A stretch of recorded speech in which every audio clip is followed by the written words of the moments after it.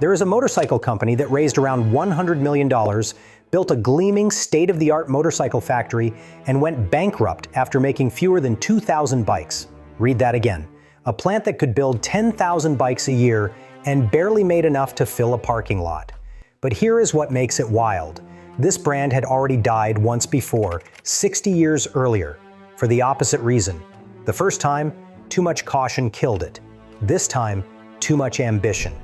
This is Excelsior Henderson, the motorcycle brand that was too ambitious to survive. Here is what makes this one sting. This was not some fly-by-night startup slapping a fancy badge on a generic engine. Excelsior Henderson was the real deal. For a stretch of the early 20th century, this name stood shoulder to shoulder with Harley-Davidson and Indian as one of the big three American motorcycle makers. The Excelsior side of the story started in Chicago back in 1907, and it got a serious upgrade when bicycle tycoon Ignaz Schwinn, yes, that Schwinn, the name on millions of kids' bikes, bought the whole operation, a deal he lined up in late 1911 and closed in early 1912 for a reported $500,000. He slapped a big red letter X on the tank and built what was described at the time as the largest motorcycle factory in the world, and these things flew. On a wooden board track in Los Angeles, at the very end of 1912, Lee Humiston circled a 1-mile oval in 36 seconds flat and became the first motorcyclist ever officially timed at 100 miles an hour, averaged over a measured mile. 100 in 1912. On a bike with a wooden track under the tires and basically a prayer for brakes. And he did not stop at one record either. He tore through the record books from 1 mile all the way up to a dozen miles before his engine finally cried uncle. The Henderson half of the name was just as legendary. Brothers William and Thomas Henderson started building beautiful inline 4-cylinder machines in Detroit in 1911. Their father worked in the early automobile business, and that engineering bloodline absolutely showed. The very first Henderson 4 went on sale in early 1912 for $325, and it was one of the first 4-cylinder production motorcycles built in America, usually counted as the third. These things were so smooth and so fast that this whole family of 4-cylinder machines earned a reputation as the Duesenbergs of the motorcycle world. A writer named Carl Stearns Clancy took one on the first motorcycle trip around the world, steamships across the oceans and all. Another writer, Alan Bedell, blasted a Henderson from Los Angeles to New York in under 8 days, beating the great Cannonball Baker's record. Police departments loved these bikes, and marquee legend has it that even Henry Ford and Charles Lindbergh owned Hendersons. Schwinn scooped up Henderson 2 in 1917 and folded both legends under one roof, and a few years later, Excelsior rolled out the Super X, the bike that basically created America's 45 cubic inch V-twin class. Hold on to that name because it comes back in a big way.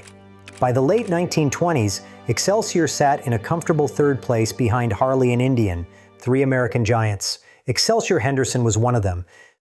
So how does a company like that just vanish? Well, the first death is a story about caution, and honestly, it is kind of a masterclass in knowing when to quit.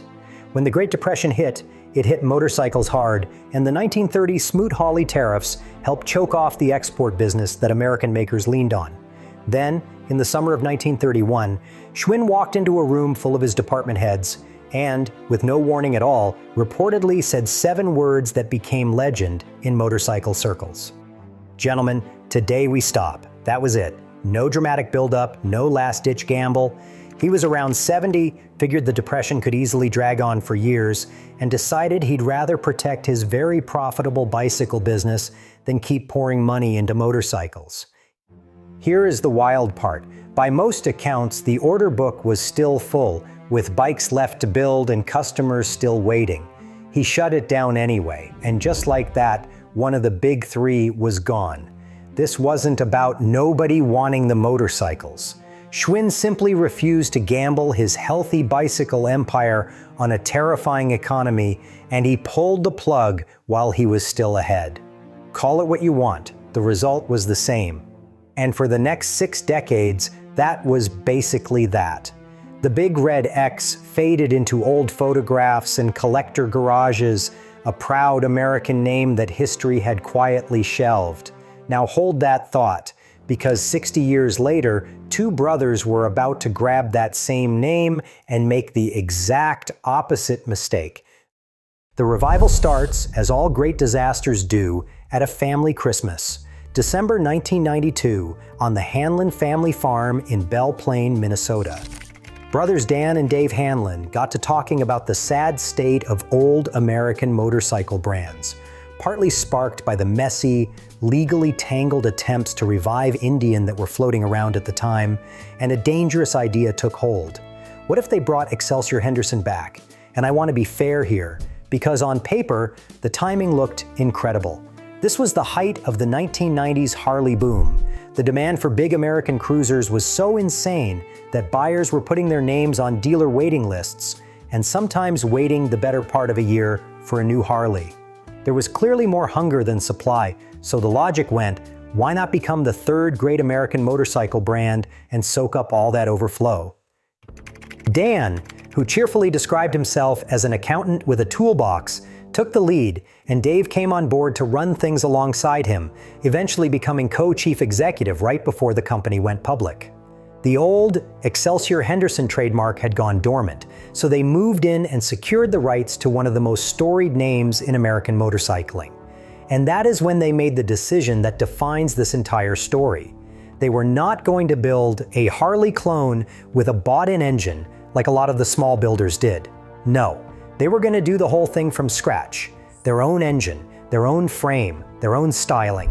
A complete original, world-class American motorcycle built by a brand new company in a brand new factory.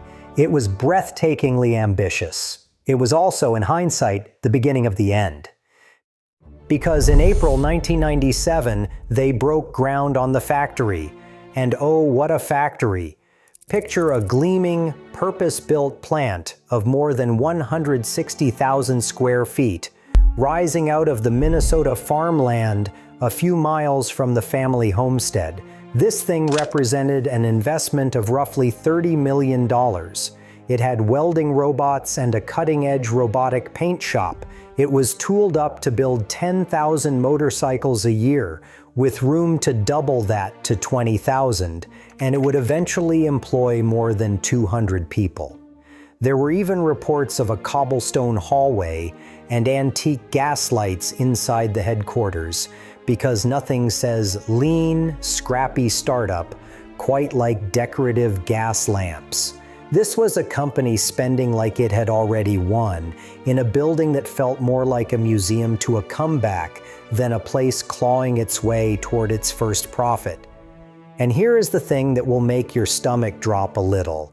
They built this palace before they had proven that anyone actually wanted to buy the bike. They were not flying totally blind, to be clear. They asked around. They got advice from respected people in the industry, and that advice was pretty consistent. The notable folks they consulted looked at the plan and basically said, "You are starting way too big. You should begin with a much smaller operation and grow into it."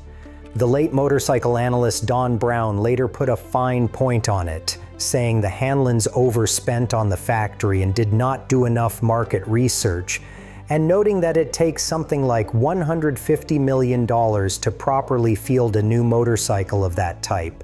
So the experts warned them. The Hanlons thanked them for the input, looked at that beautiful 160,000 square foot factory, and pressed the gas anyway. And to be fair, the one thing they were incredible at was raising money.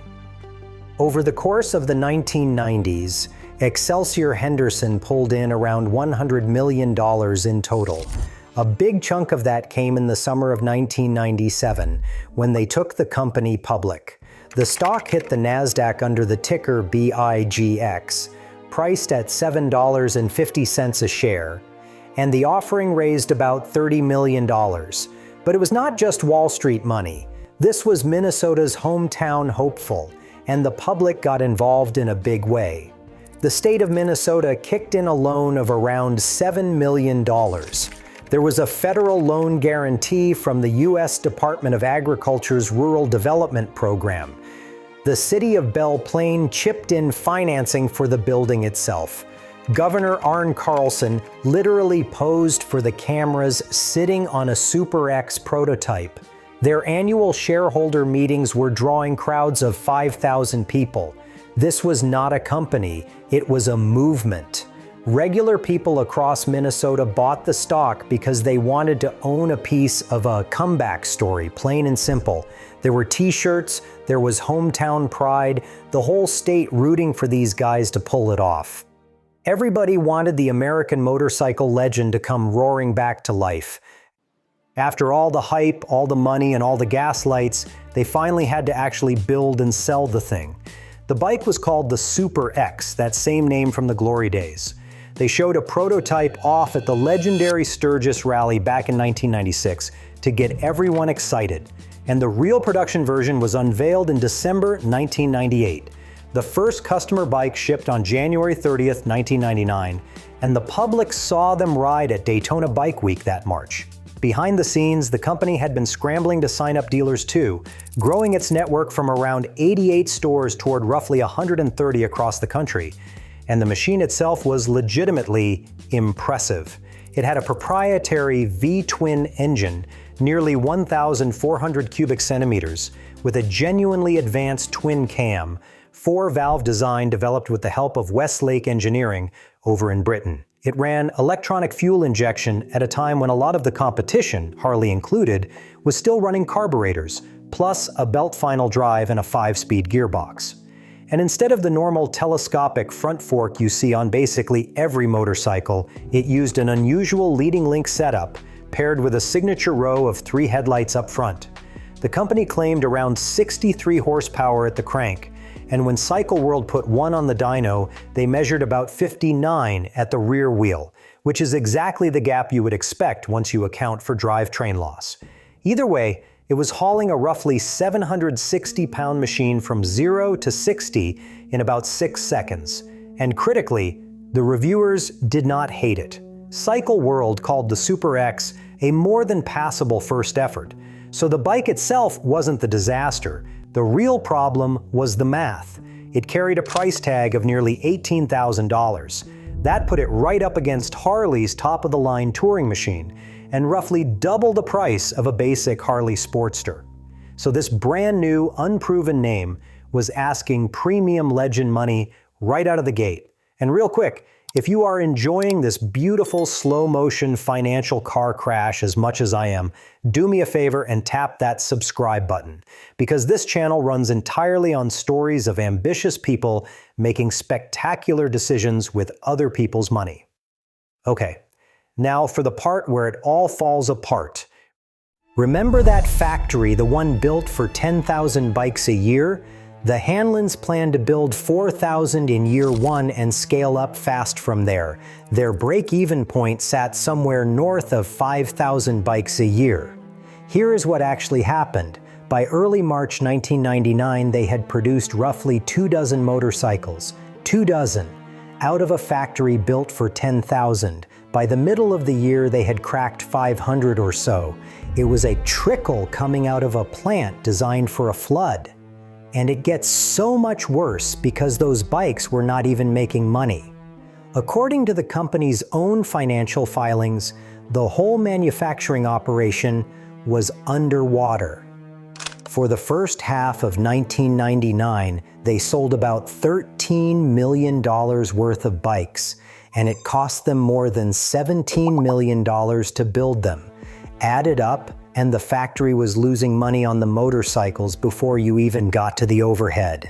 At the rate they were producing, every sale just dug the hole deeper. It did not help that Dan felt the industry was not exactly rolling out a welcome mat.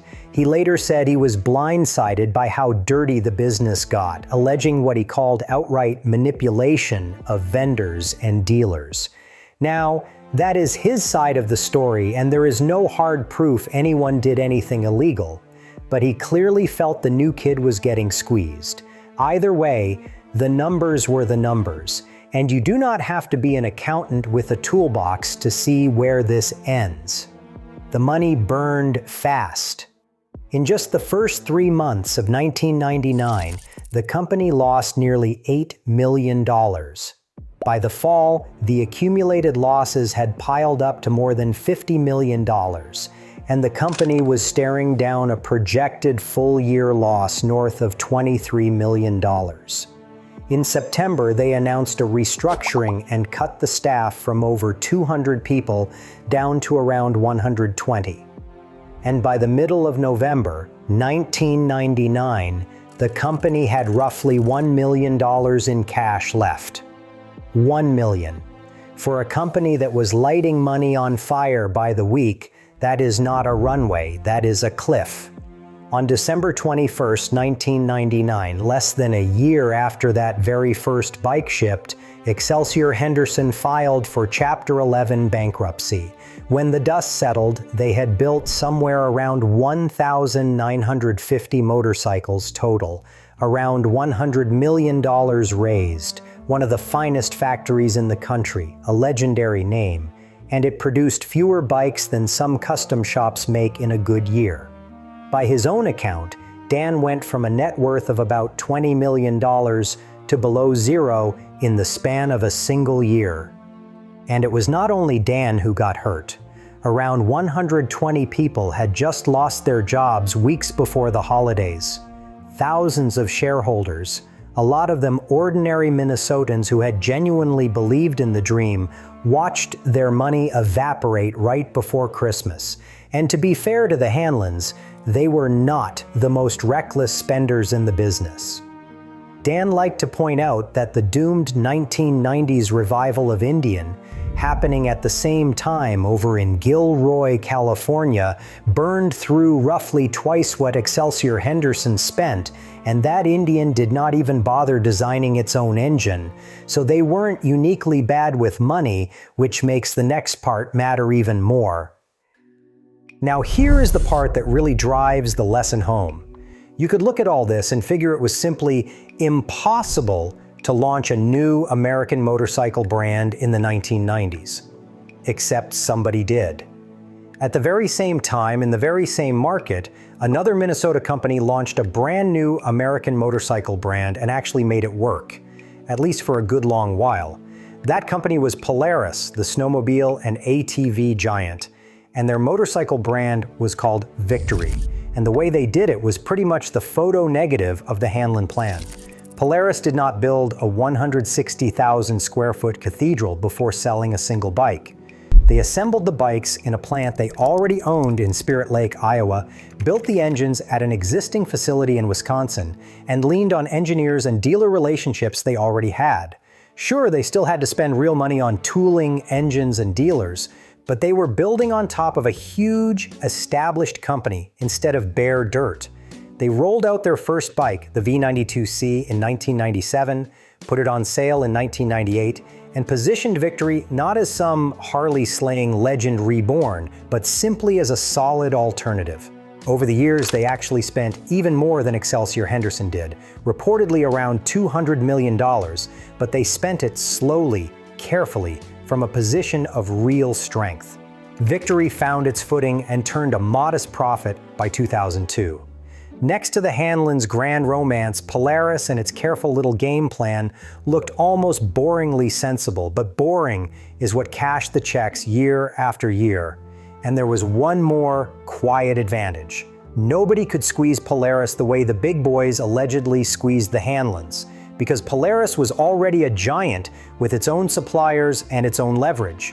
Victory went on to sell motorcycles for roughly 18 years, proving a new American brand really could survive long enough to build up dealers, products, and a loyal customer base. It was not a fairy tale ending. Polaris pulled the plug in 2017 over weak market share, and Chief Executive Scott Wine pointed to all that hard-won experience as the thing that gave them the confidence to go all in on reviving Indian instead. But 18 years versus 1 is not exactly a close race. So sit with that contrast for a second, because it is the whole ball game. Excelsior Henderson did not fail because the name was weak. The name was iconic. It did not fail because the bike was bad. The Super X was a genuinely credible first effort. It failed because it tried to become a full-scale, 10,000 bikes a year manufacturer before it had proven it could sell even 1,000. It built the mansion before it earned its first paycheck, and the bill came due terrifyingly fast. The aftermath is almost poetically sad. In 2000, a Florida investment group called Partners bought what was left out of bankruptcy for about $4 million in cash.